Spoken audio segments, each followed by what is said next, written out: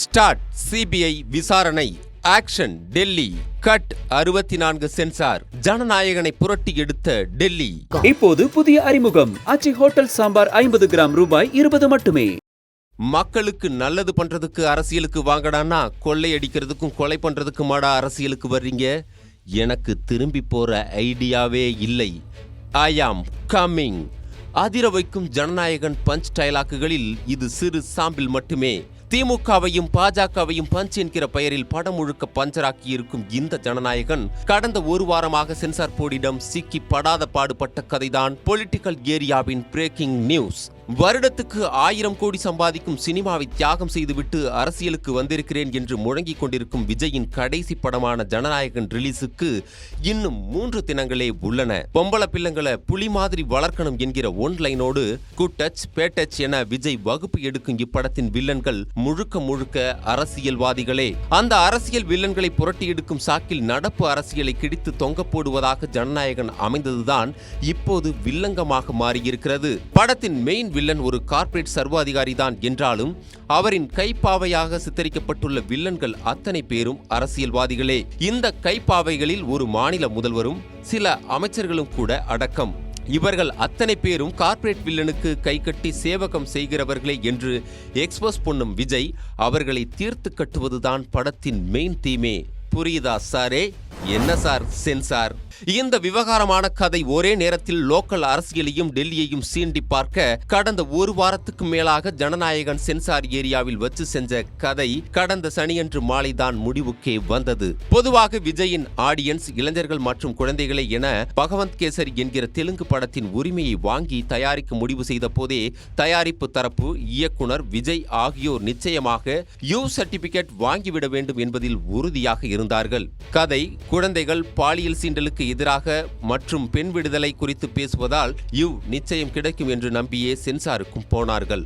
ஆனால் நடந்தது அனைத்துமே படத்தை மிஞ்சிய ட்விஸ்ட்கள். படத்தை சென்சாருக்கு அனுப்பும் முன்னரே மொத்த ஸ்கிரிப்டும் எங்களுக்கு அனுப்ப வேண்டும் என்று சென்னை தொடங்கி டெல்லி வரை பிரஷர் இருந்தது. அதன்படி படம் பரிசீலனைக்கு வந்த முதல் 1-2 தினங்கள் சென்சார் தரப்பிலிருந்து படக்குழுவுக்கு நோ ரெஸ்பான்ஸ். சில அதிகாரிகள் தங்கள் போனை சுவிட்ச் ஆஃப் செய்துவிட்டு தொடர்பு எல்லைக்கு வெளியே தங்கள் அரசியல் பாஸ்களுக்கு எஸ் பாஸ் போட்டுக்கொண்டு இருந்தார்கள் என்றும் சொல்லப்பட்டது.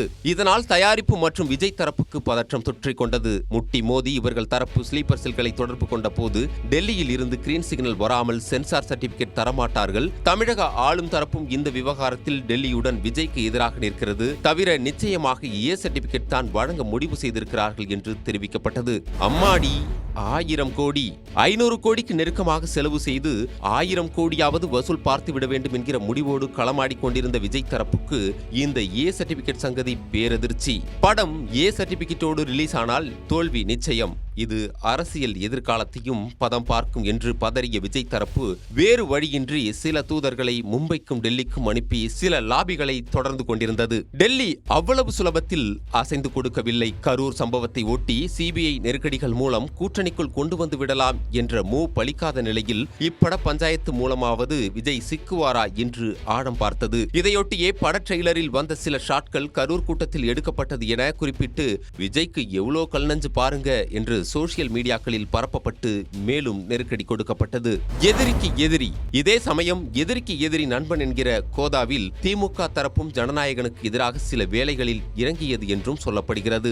அரசியல் ரீதியாக விஜயை வளரவிடாமல் தடுக்கும் அரசியல் தர்மம் ஒருபுறம் இருக்க அக்கட்சியின் இமேஜுக்கு பெரும் பூஸ்ட் கொடுக்கும் என்று நம்பப்படும் உதயநிதியின் ரெட் சைன் நிறுவனத்தின் பராசக்தி படம் வெற்றி பெற பல வியூகங்களை வகுக்க ஆரம்பித்தார்கள். அதன்படி பராசக்தி நாயகன் சிவகார்த்திகேயன் வாழும் கருணாநிதியாக சித்தரிக்கப்பட்டு சோசியல் மீடியாக்களில் வைரலாக்கப்பட்டார். இன்னொரு பக்கம் இதே ஜனநாயகனை டம்மி பண்ண பாஜக கூட்டாளி ரஜினியும் திமுக கூட்டாளி கமலும் கூட பயன்படுத்தப்பட்டார்கள். பொங்கலுக்கு அறிவிப்பதாக இருந்த ராஜ்கமல் நிறுவனத்தின் தலைவர் 173 ப்ராஜெக்ட் இயக்குனர் பெயரை அவசரமாக 10 நாட்கள் முன்னரே அறிவித்து சோசியல் மீடியாக்களின் கேமராவை தங்கள் பக்கம் திருப்பிக் கொண்டார்கள் ரஜினியும் கமலும்.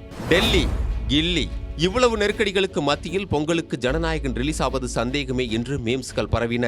இந்த பொங்கலை தவறவிட்டால் சினிமா இமேஜுக்கு மட்டுமல்ல அரசியல் எதிர்காலத்துக்கும் ஆபத்து என்று முடிவெடுத்த விஜய் இனி மற்றவர்களை நம்பி பயனில்லை, நாமே இறங்கி வேலை பார்த்தால்தான் காரியம் நடக்கும் என்று முடிவு செய்து டெல்லியில் சில தலைவர்களிடம் பேச துவங்குகிறார். இந்த படத்தோட சேர்த்து அரசியலையும் போட்டு குழப்பிக்காதீங்க, எங்க ஊர் அரசியல்வாதிகளோட கூட்டு சேர்ந்து என்னை உங்களோட நிரந்தர எதிரி ஆக்கிக்காதீங்க என்று பேசிய விஜயின் வார்த்தைகள் மெல்ல ஒர்க் அவுட் ஆக துவங்குகின்றன. இன்னொரு பக்கம் சிலர் கணிசமாக கவனிக்கப்படுகிறார்கள். இந்த வகையில் தயாரிப்பு நிறுவனத்துக்கு பெரிய 2 ஸ்வீட் பாக்ஸ்கள் வரை செலவானது என்று பகீர் கிளப்புகிறார்கள். இத்தனை மூவலுக்கு பிறகு முதலில் அறிவிக்கப்பட்ட 64 கற்கள் பாதிக்கும் குறைவாக குறைக்கப்பட்டு யூ சர்டிபிகேட் சாத்தியமே இல்லை, யூஏ தான் என்று சனியன்று மாலைதான் அறிவிக்கப்படுகிறது.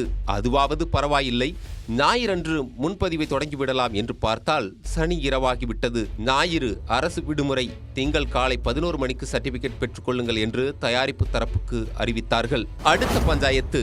இந்த சென்சார்காரர்களுடன் இப்படி ஒரு வாரம் வரை மல்லு கட்டிய வகையில் விஜய் அடைந்த மன உளைச்சலுக்கு அளவே இல்லை என்கிறார்கள். சரி, இதோடு முடிந்தது. இனி ரசிகர்களுடன் முதல் நாள் முதல் ஷோ கொண்டாட்டத்துக்கு தயாராகலாம் என்று பார்த்தால் அடுத்த 7.5 பஞ்சாயத்தை விநியோகஸ்தர்கள் தொடங்கியிருக்கிறார்கள். அது பட லாபத்தில் தியேட்டர்களுக்கு கொடுக்கும் பர்சன்டேஜ் சம்பந்தப்பட்டது. விஜய் மற்றும் தயாரிப்பு தரப்பு 20% தான் கொடுக்க முடியும் என்று சொல்ல, கேரளாவுக்கு 40% வரை தருகிறீர்கள், எங்களுக்கு 30% கொடுங்கள் என்று விநியோகஸ்தர்கள் திரையரங்க உரிமையாளர்கள் போர்க்கொடி தூக்கியிருக்கிறார்கள். இது தொடர்பாக எமர்ஜென்சி பஞ்சாயத்து கூட்டப்பட்டு சைடிஷ்கள் பரிமாறப்பட்டுள்ளன. இந்த பஞ்சாயத்து கூட பராசக்திக்கு அதிக தியேட்டர்கள் கிடைக்க ஜனநாயகனை டம்மி செய்ய ஆளும் கட்சி தூண்டிவிட்டதுதான் என்கிறது ஜனநாயகன் தரப்பு.